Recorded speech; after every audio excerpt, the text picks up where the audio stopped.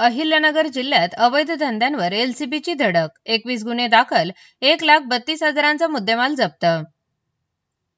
अहिल्यानगर जिल्ह्यात अवैध दारू विक्री आणि जुगार अड्ड्यांविरोधात स्थानिक गुन्हा शाखेने मोठी कारवाई करत 21 गुन्हे दाखल केले असून 1,32,670 रुपये किमतीचा मुद्देमाल जप्त केला आहे.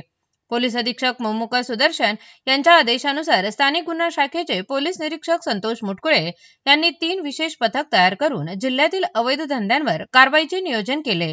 या पथकांनी 28 जुलै 2026 रोजी तोफखाना भिंगार कॅम्प अकोले आणि शेवगाव पोलीस ठाण्याच्या हद्दीत धाड टाकली.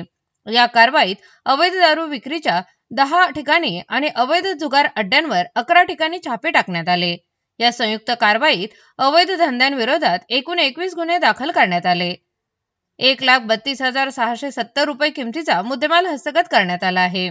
स्थानिक गुन्हा शाखेकडून जिल्ह्यातील अवैध दारू विक्री, जुगार आणि इतर बेकायदेशीर धंद्यांवर यापुढेही सातत्याने कारवाई सुरू राहणार असल्याचे पोलिसांनी स्पष्ट केले आहे.